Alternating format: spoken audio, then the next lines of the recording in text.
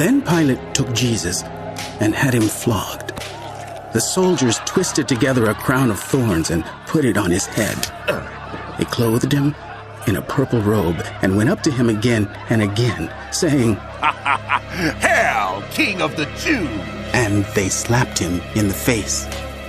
Once more, Pilate came out and said to the Jews, "Look, I am bringing him out to you to let you know that I find no basis for a charge against him." When Jesus came out wearing the crown of thorns and the purple robe, Pilate said to them, "Here is the man." As soon as the chief priests and their officials saw him, they shouted. But Pilate answered, "You take him and crucify him. As for me, I find no basis for a charge against him." The Jews insisted, "We have a law, and according to that law he must die, because he claimed to be the Son of God." When Pilate heard this, he was even more afraid, and he went back inside the palace.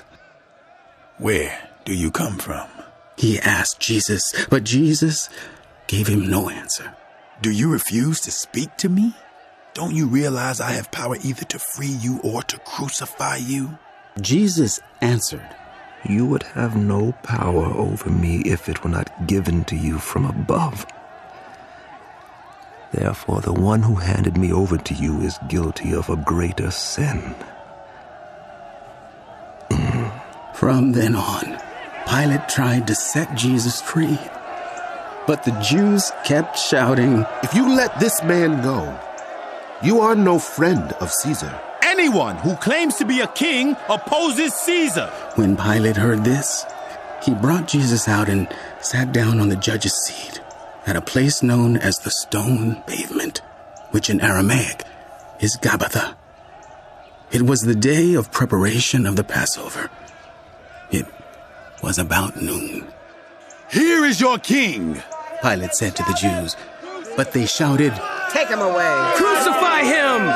"Take him away!" "Shall I crucify your king?" Pilate asked. "We have no king but Caesar," the chief priests answered.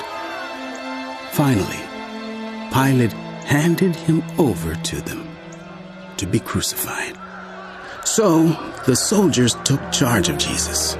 Carrying his own cross, he went out to the place of the skull, which in Aramaic is called Golgotha.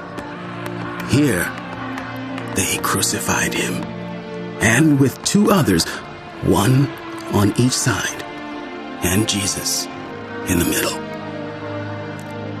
Pilate had a notice prepared and fastened to the cross. It read, "Jesus of Nazareth, the King of the Jews."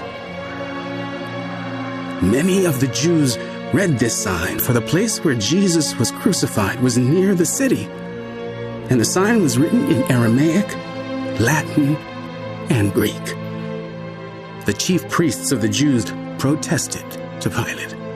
"Do not write, 'The King of the Jews,' but that this man claimed to be King of the Jews." Pilate answered, "What I have written, I have written." When the soldiers crucified Jesus, they took his clothes, dividing them into 4 shares, one for each of them, with the undergarment remaining. This garment was seamless, woven in one piece from top to bottom. "Let's not tear it," they said to one another. "Let's decide by lot who will get it." This happened that the scripture might be fulfilled that said, "They divided my clothes among them and cast lots for my garment." So this is what the soldiers did. Near the cross of Jesus stood his mother's sister, Mary, the wife of Clopas, and Mary Magdalene. When Jesus saw his mother there, and the disciple whom he loved standing nearby, he said to her, "Woman, here is your son." And to the disciple, "Here is your mother."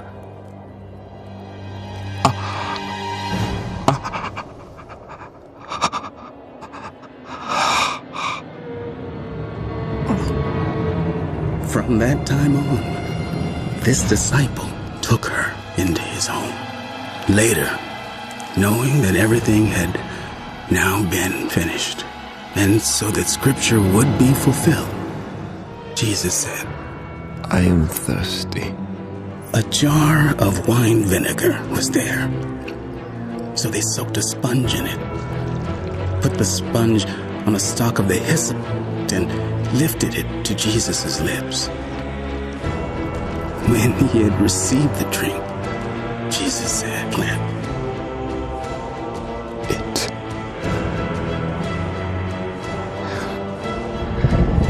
is finished.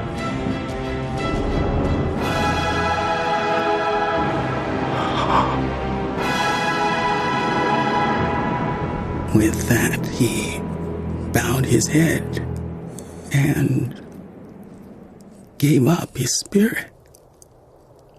Now it was the day of preparation, and the next day was to be a special Sabbath. Because the Jewish leaders did not want the bodies left on the crosses during the Sabbath, they asked Pilate to have the legs broken and the bodies taken down.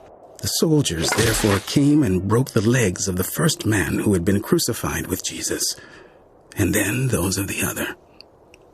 But when they came to Jesus and found that he was already dead, they did not break his legs. Instead, one of the soldiers pierced Jesus' side with a spear, bringing a sudden flow of blood and water. The man who saw it has given testimony, and his testimony is true. He knows that he tells the truth, and he testifies so that you may also believe. These things happened so that the Scripture would be fulfilled. Not one of his bones will be broken. And, as another Scripture says, they will look on the one they have pierced. Later, Joseph of Arimathea asked Pilate for the body of Jesus. Now, Joseph was a disciple of Jesus, but secretly, because he feared the Jewish leaders. With Pilate's permission, he came and took the body away. He was accompanied by Nicodemus, the man who earlier had visited Jesus at night. Nicodemus brought a mixture of myrrh and aloes, about 75 pounds. Taking Jesus' body, the two of them wrapped it with the spices in strips of linen. This was in accordance with Jewish burial customs. At the place where Jesus was crucified, there was a garden, and in the garden a new tomb in which no one had ever been laid. Because it was the Jewish day of preparation, and since the tomb was nearby, they laid Jesus there.